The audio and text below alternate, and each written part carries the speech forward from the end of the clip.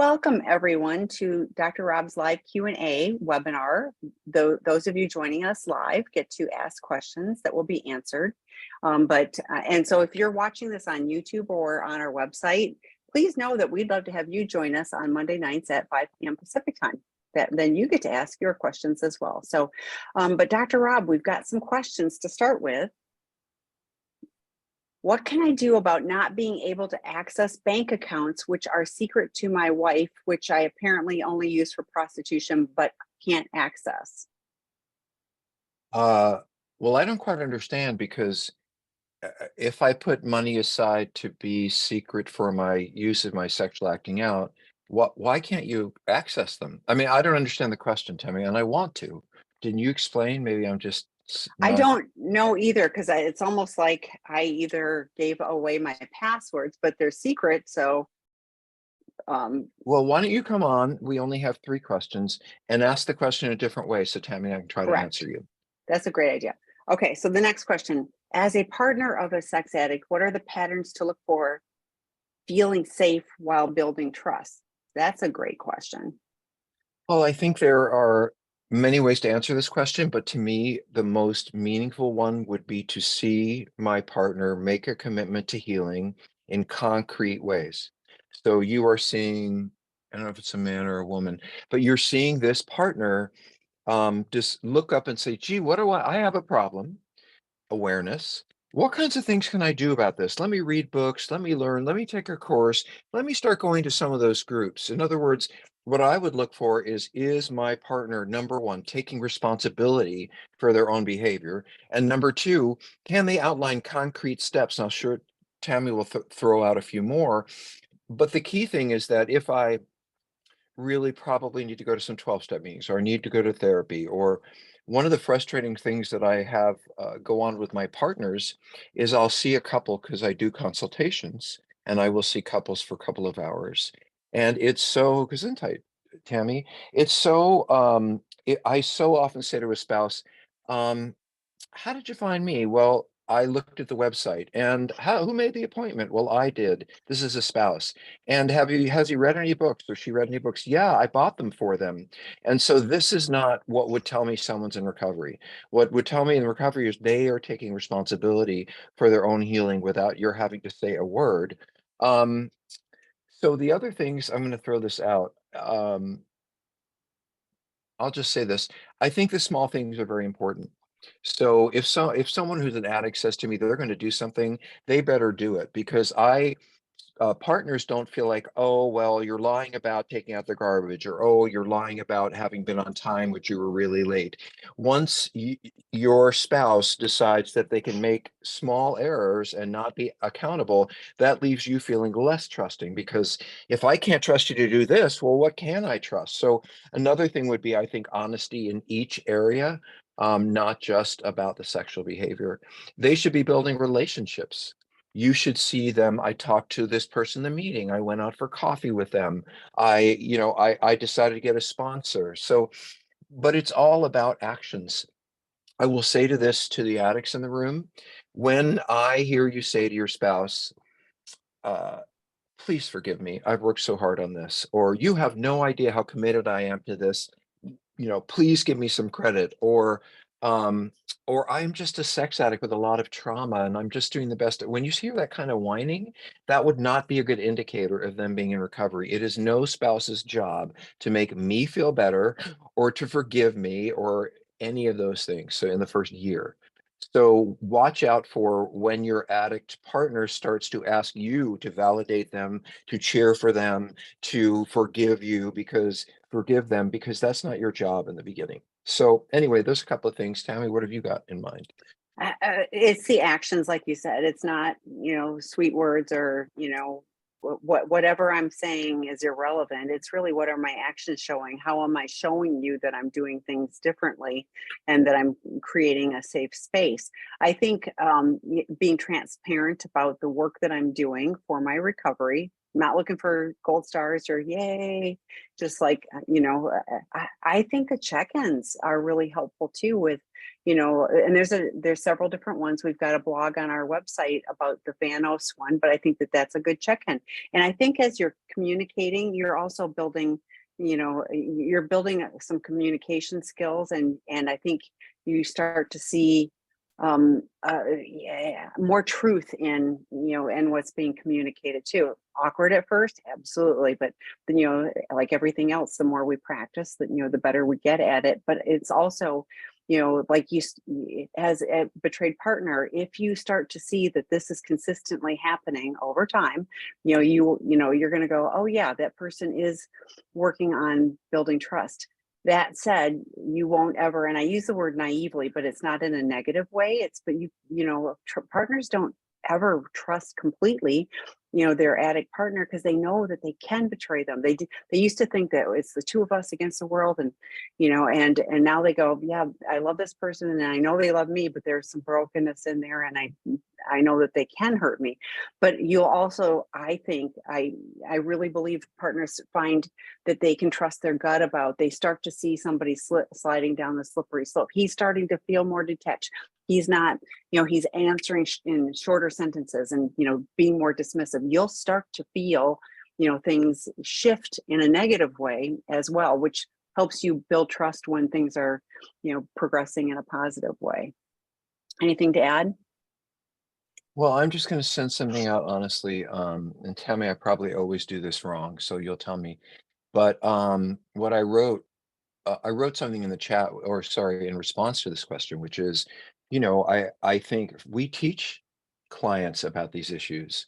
We have courses in partner betrayal, and it's exactly for that, to understand what broken trust is, to understand your grief process, to understand how you would know if somebody was actually in recovery.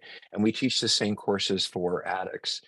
This is, brings me to my point, Tammy, which I wanted to bring up earlier. And this is my little um, focus on us for just 1 second. There are two kinds of supports that we offer at Seeking Integrity. One is completely free, and there are about 14 groups available to you folks, and a whole bunch of webinars and information, and it's all free. YouTube videos, podcasts. We believe, Tammy and I and the company, that we have to give away as much Mm-hmm. as we can, especially for those people who don't have the resources to go to therapy, or or to work on this in other ways. But we also have paid groups, and those paid groups are based on my books. So there's an Out of the Shadows group, which is for people who are trying to heal a relationship with a woman. There's a Sex Addiction 101 group for people who read the book and they want to. So we're tying everything together in terms of educating you, supporting you, and helping you understand all of this, whether you're doing some of the free work or you're signing up for some of the courses.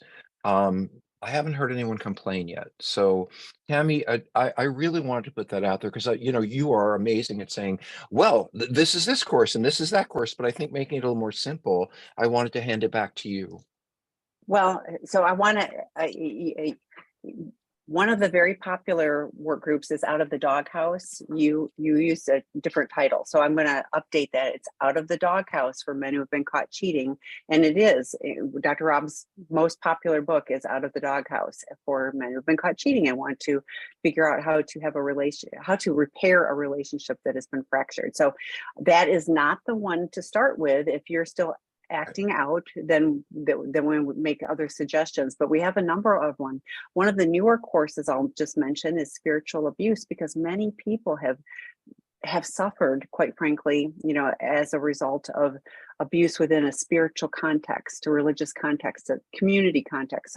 So having that work group is a new one. Now, that would not be the first one to start with. That would be deeper work, but we have this continuum, that supports them. And for you betrayed partners, we have a betrayed partner work group that starts in June. I'm going to take one more short minute, but just a work group is not therapy. It is not treatment. It is not a free support group. It is psychoeducation. It is what you don't get at regular therapy, or even with a CSAT trained therapist. Many of And them it's suggest that interactive. Yes, right? yes, but hang on, I was going to get there. But many of the therapists suggest that their clients participate in these because it provides a deeper level of work. All of our work groups are live facilitated, so you're not just watching a video. They are interactive. There is homework, but that interaction, you know, Dr. Rob might say something, and I might go, "Oh, yeah, I hadn't thought of that." So the ability to look at things differently, different than just reading a book, you know, because you can go, well, I can just read the book out of the doghouse.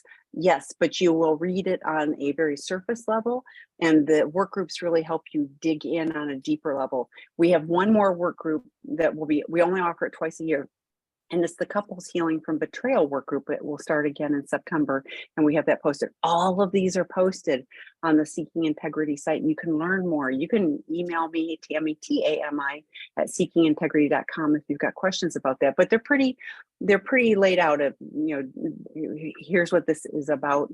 If you need foundational, we have Porn Addiction 101 Part 1 or Sex Addiction 101 Part 1. The difference between the two is identified. Again, if you've got questions, let me know. But Dr. Rob did want this to be that level of help for people, you know, that, you know, it's different than therapy, it's different than treatment, but it is more robust than, you know, than just a Taking a video. drop-in group. Yeah. Yeah. So I want to just say one more thing to you guys, and we really don't say much about our work in a way that is in any way encouraging you to take it other than the free stuff. But I really did want to mention that if you're a spouse and you see your addict partner say, "Oh, I'm really going to get into the work. I'm going to take a course." As Tammy said, that's like a headpiece. That's like work a headpiece. That goes in your head. That is like reading a book, only it's actually being engaged and having homework and talking to others. It's a class, it's a course.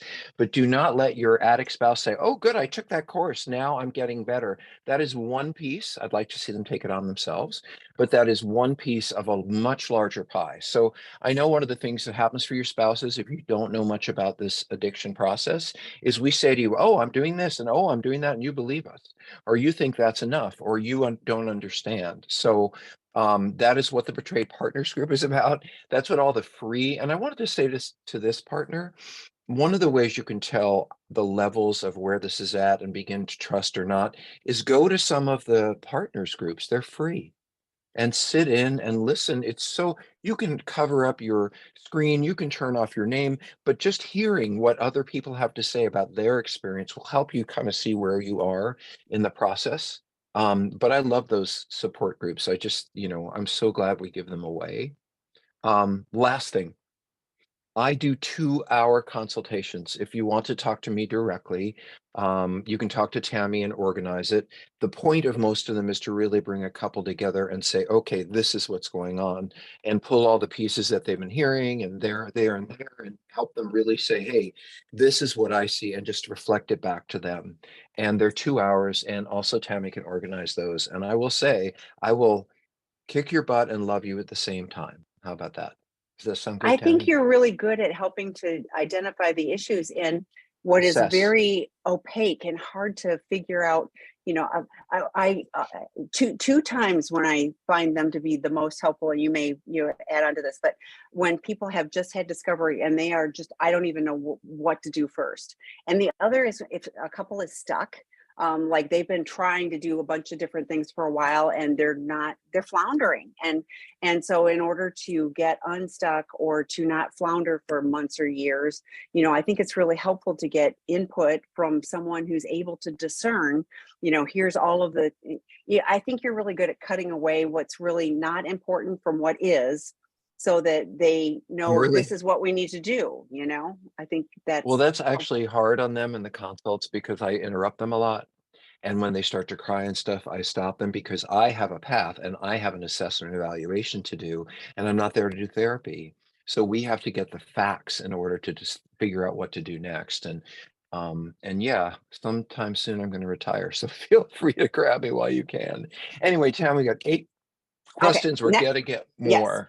Next one. How as a betrayed spouse do you view your spouse differently? I view him as so evil, and it weighs heavy on me too. Does it change in time if they work on themselves?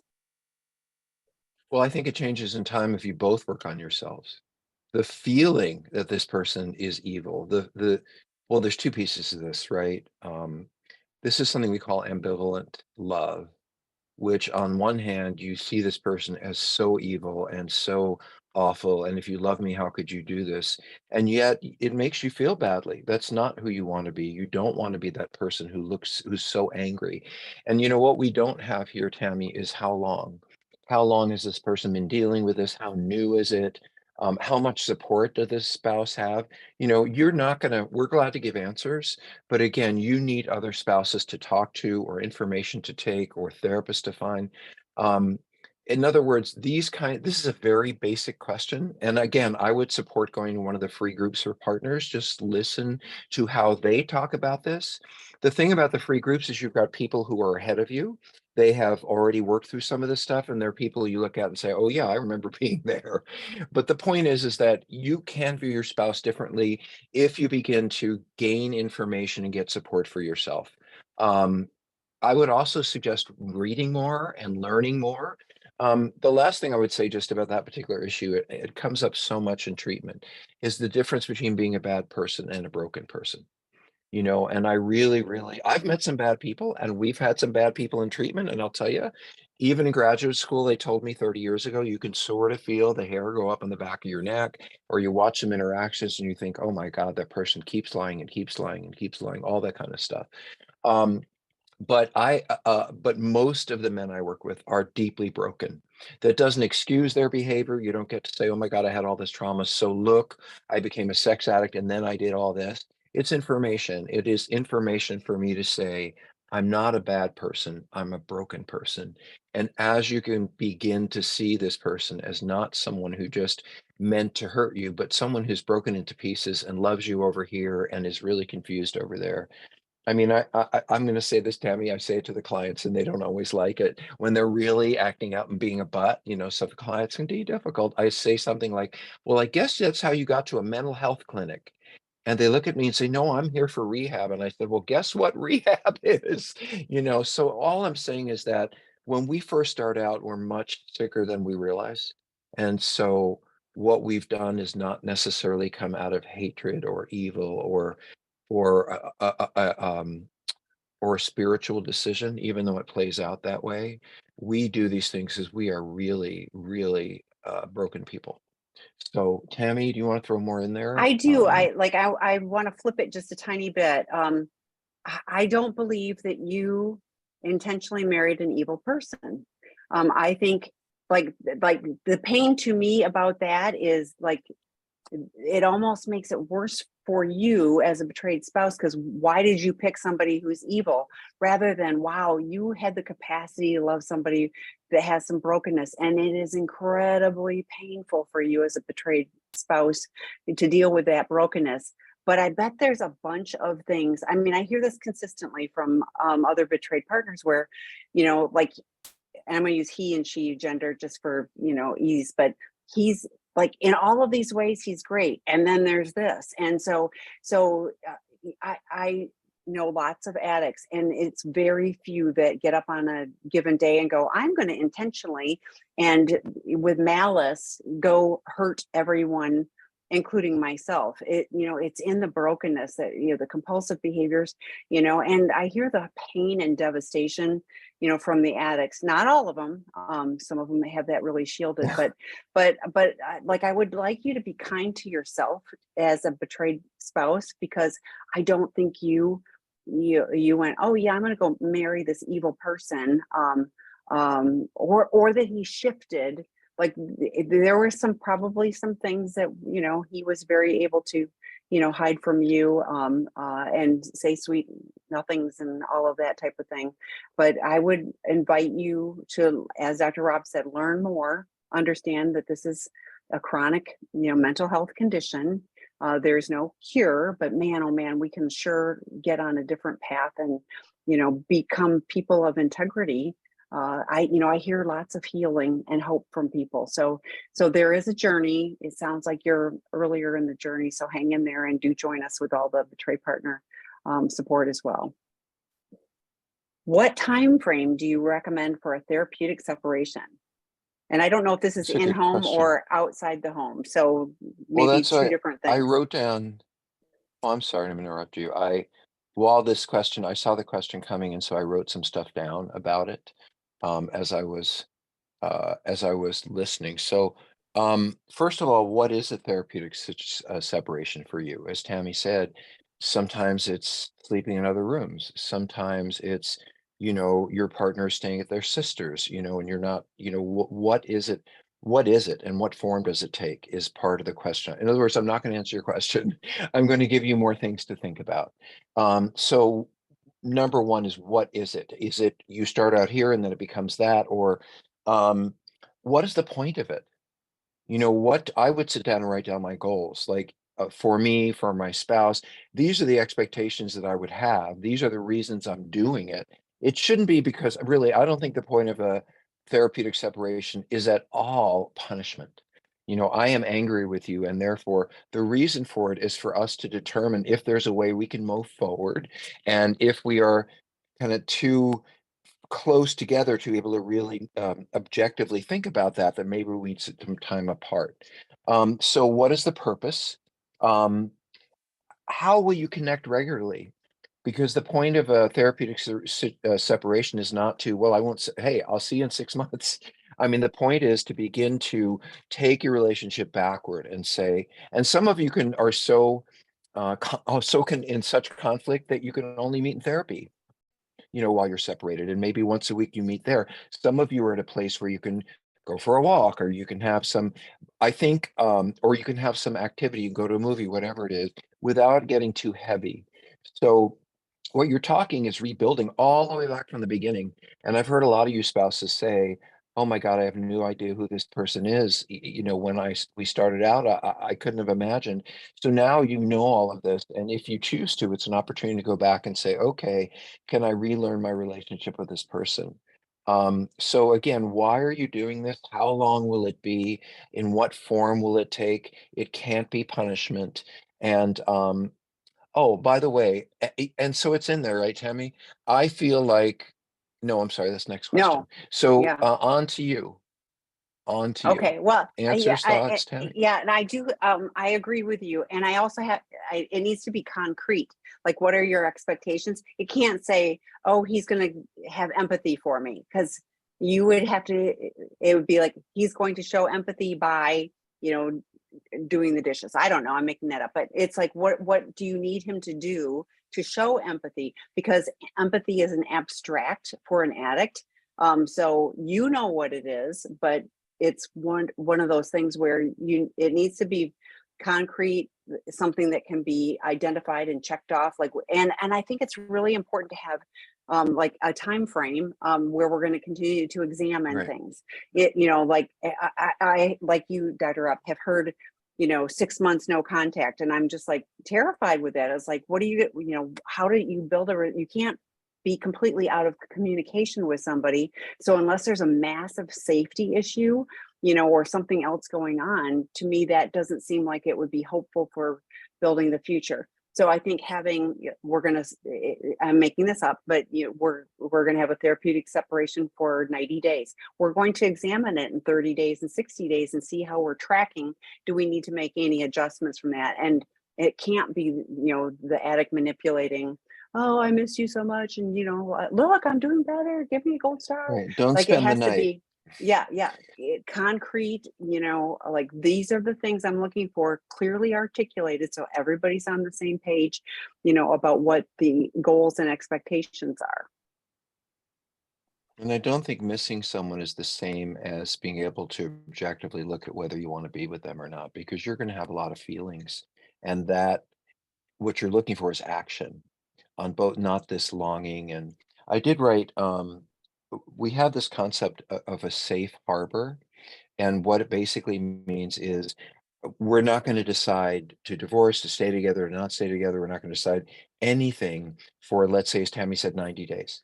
And then at 90 days, you say, and during that 90 days, you don't do anything big. You might be separated, but you don't make any action around the relationship.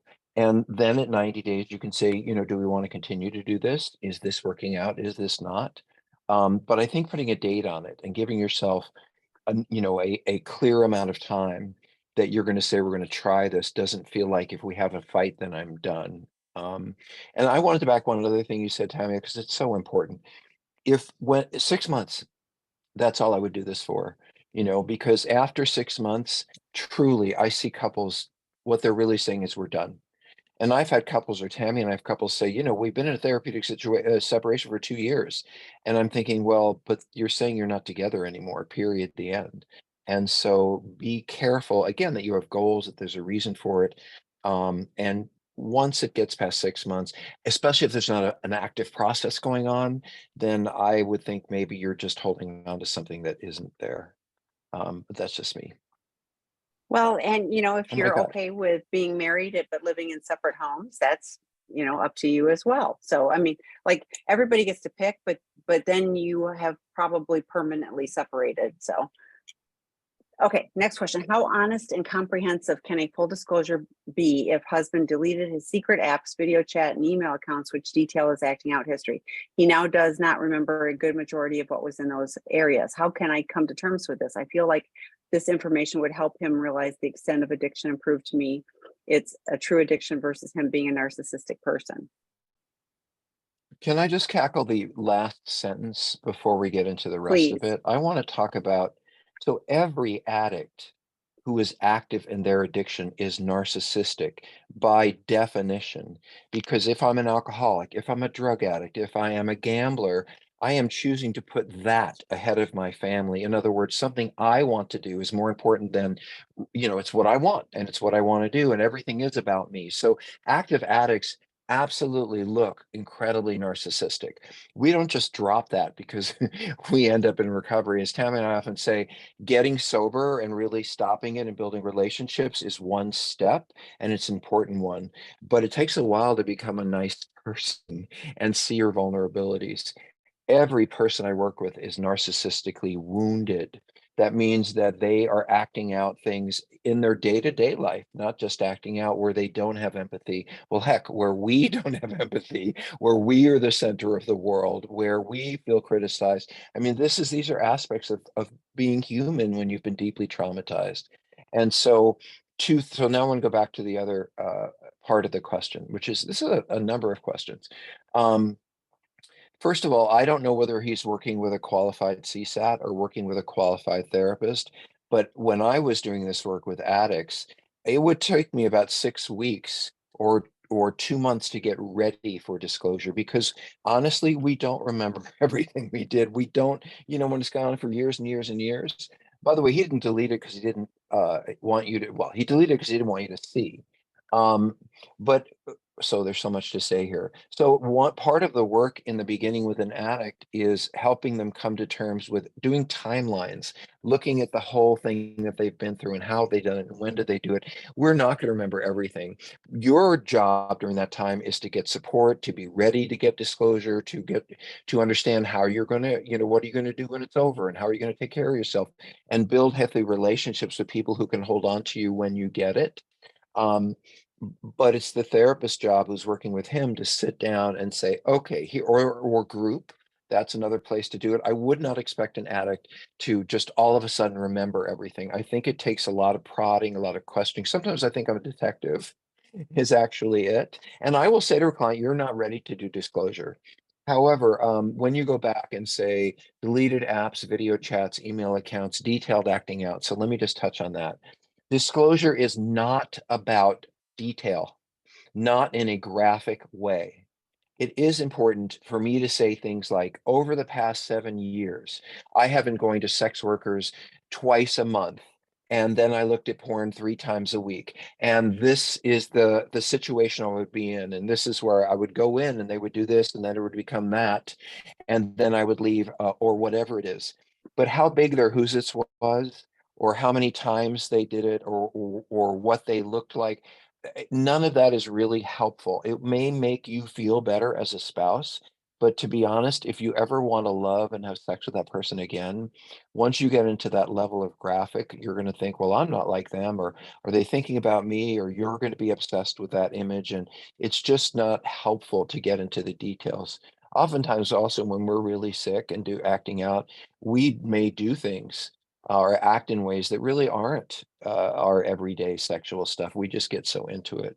But I don't think, and one more thing, this is one of those questions where if I did this and if they did that, then I would be able to get them to realize, and it's not your job to help this person to realize the extent of their addiction or to prove it's an addiction. Your job is to say, I really need some space from you and I don't trust you and I'm furious at you. And, I don't know what this is all about because it takes a while for the two to sit down and get all the information.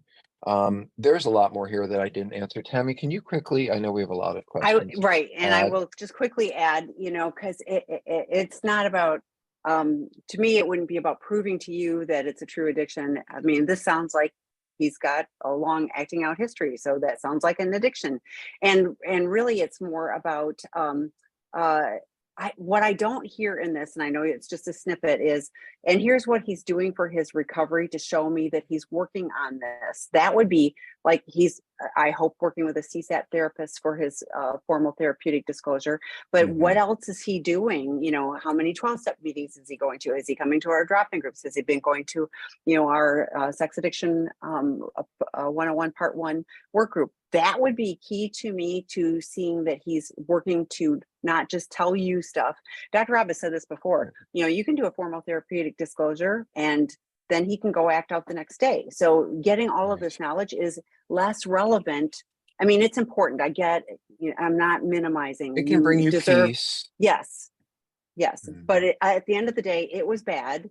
If he's working on being a Right. different person, then you're going to have the purpose is to have a foundation of recovery on which to build. So if he is not working towards any of that, if you don't want to work towards any of that, skip all the gory details, and that's not what a formal therapeutic disclosure is. But when I was like, thank goodness he deleted those apps. Otherwise, I'd be worried that they're still on his phone and the apps Right, are that's popping up true. messages. And what's he? Oh, it was on my phone so I could explore to do my disclosure. No. So it's the timeline is important. Working with a qualified professional, you having support from a qualified professional in all of this is key. But I want to promise you, like for the couples that do the work, many of them, find a healing path to move forward.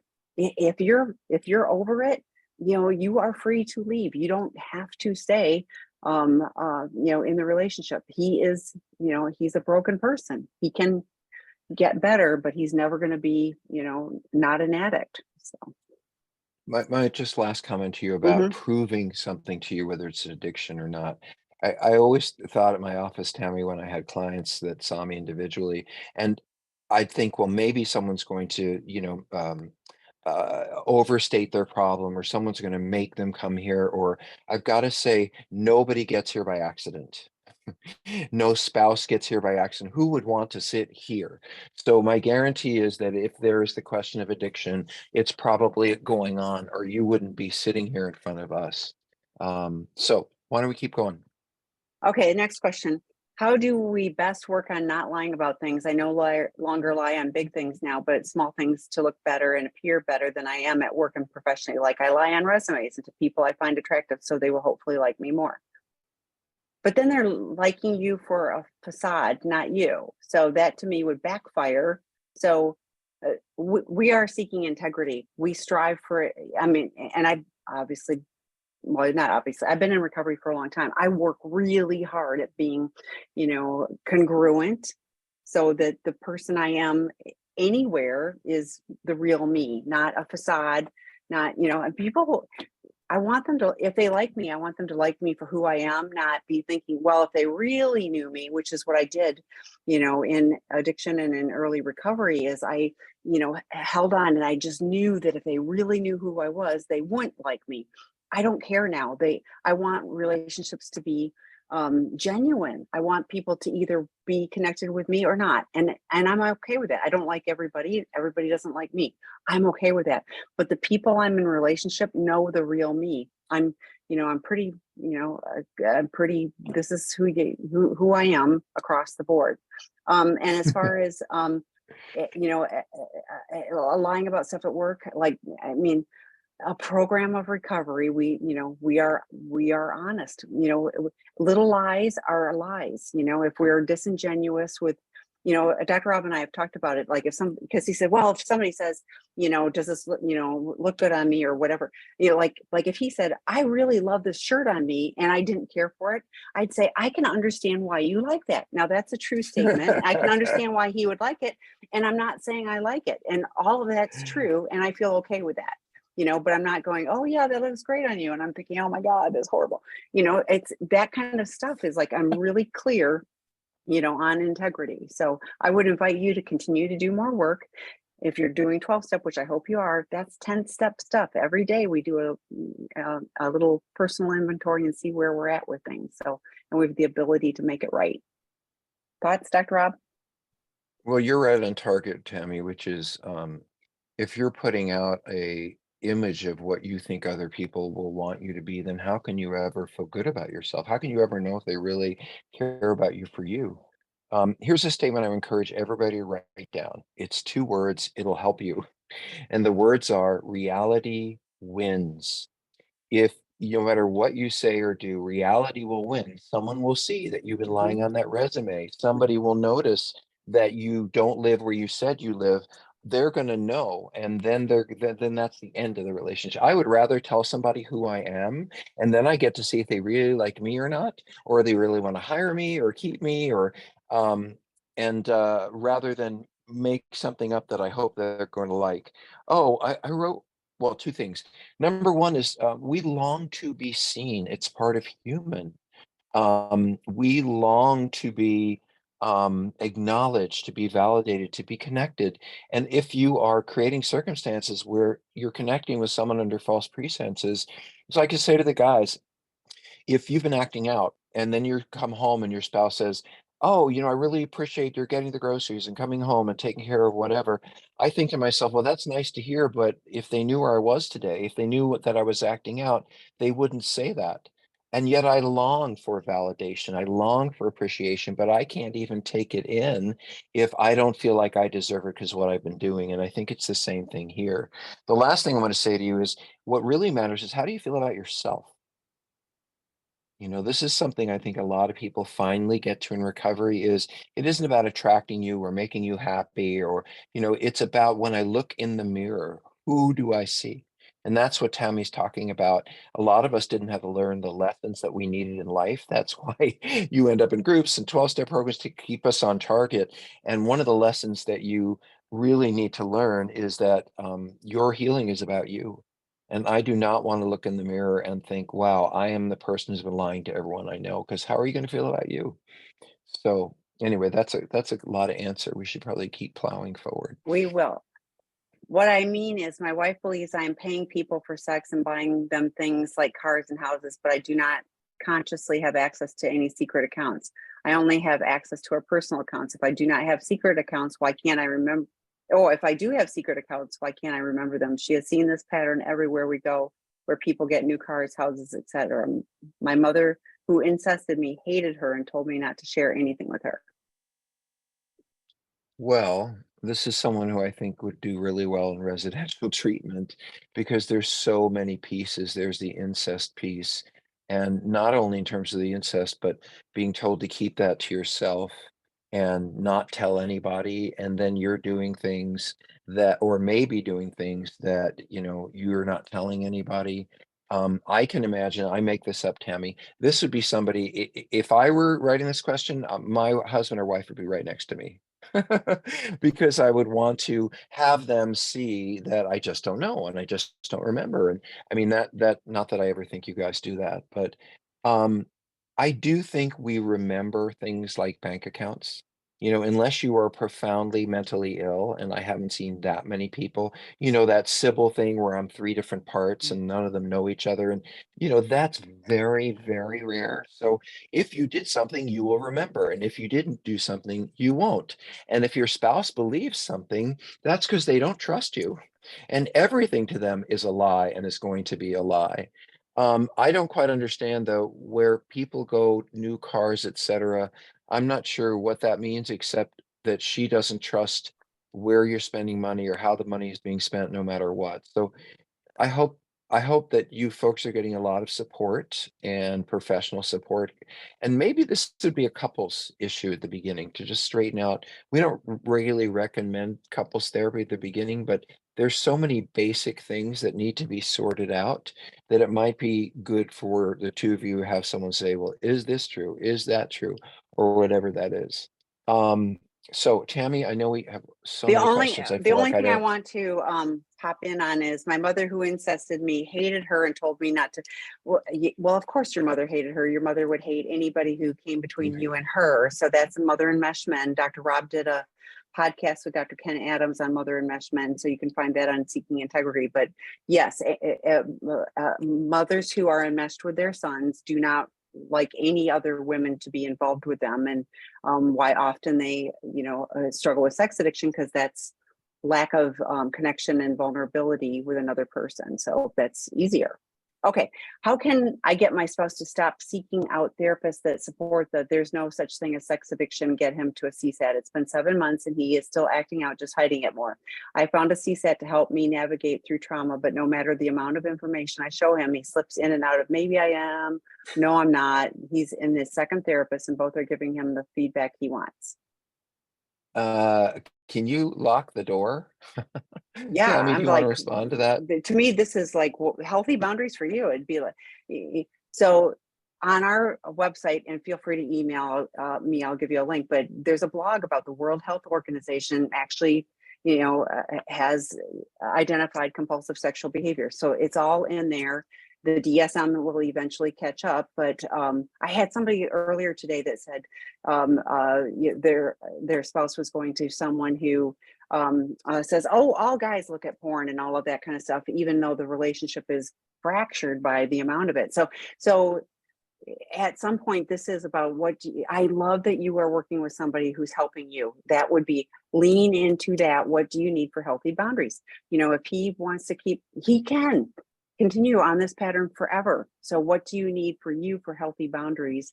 And sometimes when addicts push up against a boundary that's, tough enough, they go, oh, maybe I should change. The other thing is, if he's the one that's telling you, the therapist says, I never believe that. If you've heard that therapist say that, then I would believe it. But if he's just coming home and saying, oh, the therapist, so there's no such thing as sex addiction, that, he's lying to himself and you. So that's my quick answer. Thoughts? Well, I mean, I don't want to do a lot of things that I have to do. And especially in recovery, when I was told to go to meetings, when I was told to make phone calls, when I was told by my therapist, a lot of things I didn't want to know about. So, even with professionals and other people, I don't necessarily want to do what I want to do. So I certainly don't want to do what my spouse says. The problem with addicts is let me tell you what drives people to treatment. Almost all of our clients are partner referred. Their partners have just gotten so fed up that they are not willing to put themselves or the other person through this. Now, they may or may not decide to move forward, just depending on how they're feeling in the moment. But most of the men that I work with are there because gay and straight, and what, in between, they are there because they don't want to lose the person or the family that they love. And so this is someone or a situation, that's very important to them. And so I'm not saying that you should kick him out because he's then going to go get well or things are going to change with him. But wouldn't want to live with someone who's lying to me, who's keeping secrets from me, who's, on this side one day and that side the other day, even though they betrayed me. And, are you still sleeping in the same bed together? I say change the locks. I mean, so Tammy, there's this phrase, right, called gaslighting, which is when you convince something, something's right in front of you, but someone is telling you, no, it isn't really there, or you don't understand it all, or you're looking from the wrong direction. In other words, you keep saying, red is red and blue is blue, and I think you have this problem, and I'm unhappy, and your spouse says, well, I'm not really sure, and maybe you're making it up, and that would make me crazy. So one reason I would want to have some distance on some level is I don't want crazy. And when you are ready to come to me and say, yeah, I seriously have a problem that I need to work on, then we can be together, live, I do think you have to set boundaries for yourself so you don't go crazy with this person drive, yes, no, maybe, leave me alone and all of that because you've been punished enough. You don't need more. Tammy? No, Oh, you already answered that. yeah, I did, and I Right. agree. So next one is, I think this is part of the secret accounts. Can my husband be listening to his deceased mother's wishes to keep me poor and in poverty? She acted as his wife and tried everything to destroy our marriage. That is Okay, so unfortunately often Tammy, true with a I mother mesh I mom. really think, and I'm sorry to interrupt you, that these are therapy issues, and we don't know Yeah. enough information to really answer this. And Okay. I don't mean to. This is someone who's very angry and very hurt and wants something that I don't think we can give. But I'm sure glad you're here, and I really hope you go to some of the spouses groups and get Yeah. support. Um, there's books on enmeshment that you might want Well, to read. You're going to say, that's what I was going to say. I was going to say I mentioned the podcast, but I forgot we do have some webinars that have been done too on that specific topic. So email me. John Taylor did a couple of them. So check those out. Those may be useful for you too. That's where I was going with it. So okay, next one. I am the addict and I'm totally abusing my wife emotionally and her brother emotionally. I'm not using drugs or alcohol or porn, but I am so immature emotionally in all other ways. My wife has brought my behavior up to me in all the books, and I still am being a total D-bag. The need to defend myself and denial is instant. This behavior has been going on for 4 years. I am like a dry drunk.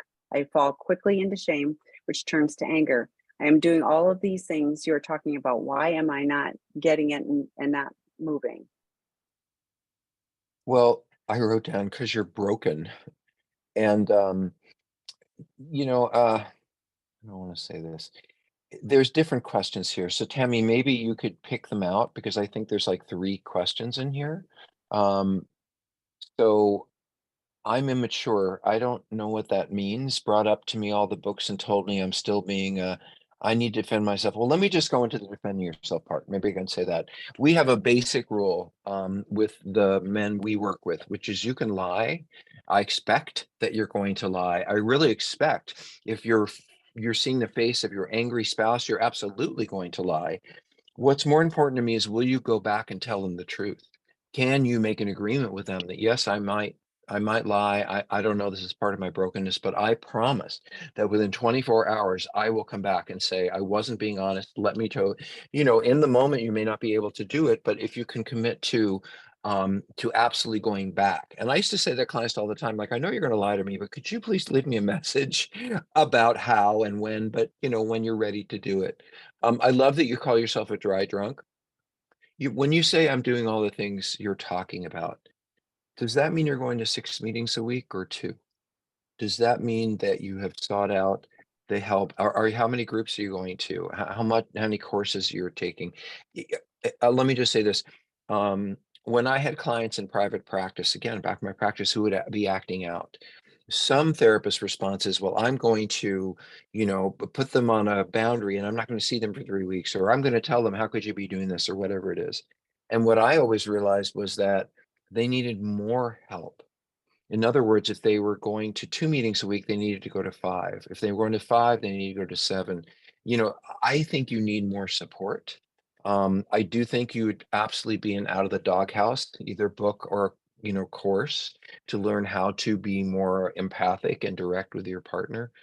Um, Shame, by the way, when you talk to shame turning into anger, I would see a psychiatrist also. When you are self-hating like that and it flips around into rage, those feelings may be so strong that you're having difficulty managing them. I don't know. Um, and if you're doing, and Tammy, I wanted to give the continuum of care lecture sometime to these folks because you're not doing all the things that that we're talking about, because there is another level of things and there's another level of things, and there's never, there's residential treatment, there's workshops and intensives there. There are many ways. If you can't go left, go right. And what I'm seeing is a little bit of giving up, which is like, oh, well, what can I do? It's this and it's that. And I fall into this and then it does that. And then I'm doing everything I can. And there's something about my respect, all due respect, the attitude of the person here that doesn't feel like they're fully taking responsibility.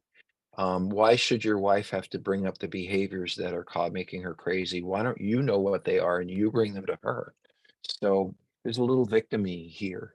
But Tammy, on the one hand, I want to throw it to you. On the other hand, I'm thinking we have 12 more questions, and I would love to get through some Well, more. Would that? no, we don't have 12, but I to Oh, me, we this is answered 12. We have absolutely, 5. yeah, this is absolutely, I don't hear, like, reading a book, you'll never get it. 4 more years from now, you'll just be reading books and whatever. I don't even know if you're reading the book. So yes, do more. We've had guys that have come to treatment, but yeah, this is lean into recovery 7 days a week. Okay. And there's nothing, and don't say you can't, because if you could act out regularly, then you could make sure you overcome. And by the way, no one wants to do this. No one wants to go to those venues. Nobody, this doesn't make anyone happy, but you do it because you have to. Like if you're diabetic, you need to take insulin. That's the Yeah, way it but is. until you, so they told me go to meetings until you want. How long do I have to go to meetings? Until you want to go to meetings. Guess what? I like to go to meetings now. I see my Oh, friends. over I time, zen. Yeah. over time. So like this is not like, oh my gosh, forever I'm gonna have to go to these horrible meetings. No, it's like, I like, do you like, sometimes I laugh until I'm almost crying because I'm like the stuff that we're talking about. It's just whatever. Okay. When someone starts Wait, I want to, dating, now you got me going. Residential treatment. mhm, One of the things that I hear from people is, "Oh my God, now I'm going to some place and, and I'm gonna have to take all this time and all your money and this and that. And why am I just doing this to please my partner?" The answer, the answer really is that, we are there to educate you, to support you. To me, it's like going to college or graduate school in yourself. You don't know this, but when we run treatment, we make all your meals. We, make sure you have your laundry done. We make sure there's structure all day long and you have things to do in the evening. So we're literally opening a space for you to just look at you without distractions of work or this or that. And so I think that sorry, I lost the question. I know I'm going on forever. Um, so yeah, anyway, I'll just keep moving on. okay. Yeah, go ahead, Tammy, because I could We answer don't do forever. your laundry, like your personal laundry. You do your own personal laundry, but the Do towels will we be give them washed. new But sheets though? We we wash their get sheets sheets and and towels for towels, you. but you do your own laundry. But there's a washer and dryer, and if you don't know how to, we've had clients that didn't know It's a how very to. Guess nice what? one, We'll and teach it's you. stacking. But we'll teach you. Okay, Yeah, when we'll someone teach you to starts, cook. not no, we'll teach you how to do your laundry, whatever. So okay, next question. When someone starts dating, should someone date when they cannot take care of themselves? They can't provide for themselves financially. They can't live on their own out of their house, out of the house. I'm sorry, I lost. Should someone date It's when in they the can't take open. care of themselves, right, and provide for themselves financially that they can live on? Um, in some way, so I would think on the other side, you know, if I were healthy, the person who you might go out and date, I would probably not want to date someone, or if I were healthy enough, wouldn't continue dating someone who's not self-sufficient, who can't stabilize themselves financially. Um, it's even more about less about should you start dating and more about would a healthy person want to date me, and then you put yourself in the box of what would it mean for me to be healthy. So the other thing is that there's there's a term that came into me called deficit dating, which is, sometimes in a situation you want somebody to take care of the problems that you've not been able to take care of yourself. Now, I understand there are people have emotional illnesses and physical illnesses where they're not able to provide for themselves in every way they can, and that's a very different set of circumstances. So, um, yeah, Tammy, do you have? But I date when I'm in a stable place. I agree, but you can make friends. You can make social connections that will help you gain skills and have you fill the gaps of loneliness or whatever. You can learn lots from friends. So 12-step meetings, make friends, do service work for a 12-step meeting. It will help fill the gap. But yeah, like we need to be in a place where we are stable and have something to give to get somebody who in a relationship that will um, be helpful. Okay, I'm the betrayed spouse. The last the last D-Day was 2 years ago. Since he's gone to a Mm. couple CSATs and been working in formal therapeutic disclosure for the past 2 years with 2 different therapists. Oh my gosh. He has finished with the writing of his disclosure, but the therapist wants him to join a men's group to have the connection with other men he currently lacks. He swears he has not acted out in the past 2 years, but his heart isn't in it. Have you ever seen men turn around after this long, or am I kidding myself? Tammy, I you want to just start?